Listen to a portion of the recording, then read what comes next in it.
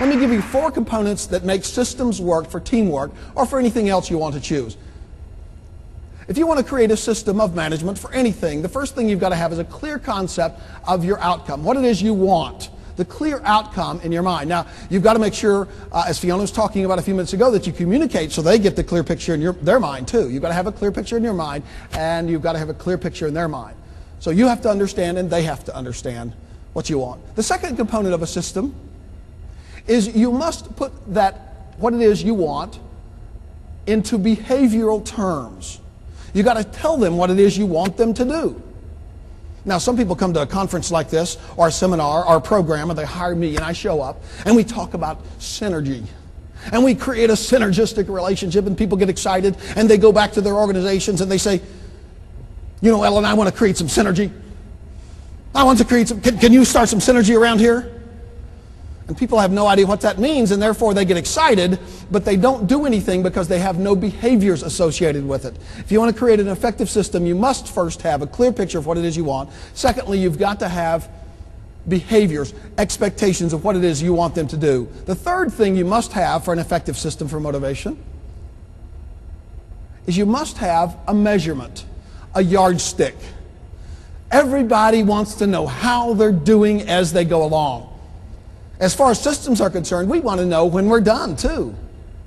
So we've got to have a clear picture. We've got to have behaviors. What do we want them to do?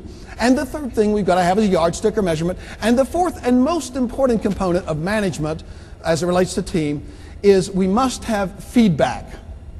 Feedback or follow-through. Now, the third component that we'll talk about today, the first one was motivating.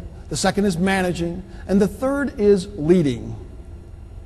Leading a team is really about influence.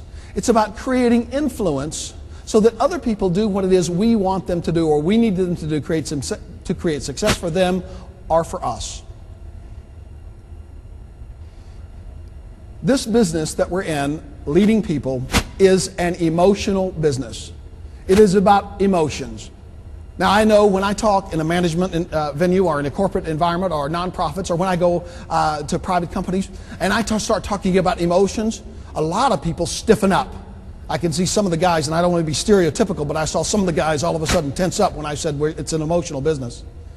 That's because they're afraid we're going to start holding hands and swaying and singing Kumbaya. And we'll do that this afternoon. I'm kidding. This is an emotional business that we're in. This ability to influence other people really is what the emotional business is. There's only 2 options with emotions. We can either draw people towards us or we can push them away. There is no middle ground. We either draw people towards us or we push them away.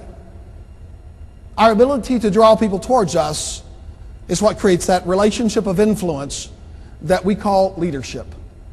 We used to think that leadership was something that was inborn. How many of you have heard that term? I'm sure you have. He's a born leader. She is just a natural born leader. And while that's a nice moniker for someone, it's really not true. Because there's no such thing as a born leader.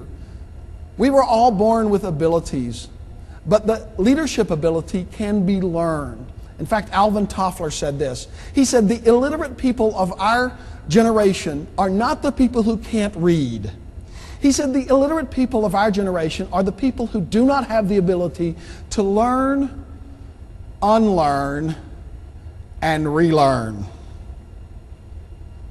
So the question I have for you today is, are you developing that ability to learn, unlearn, and relearn? And how are you doing it? See, many people think they do it through a conscious process. But I believe most of the things we do happens through a subconscious process. That's the 2 pieces of software that really run our lives. Our conscious mind and our subconscious mind.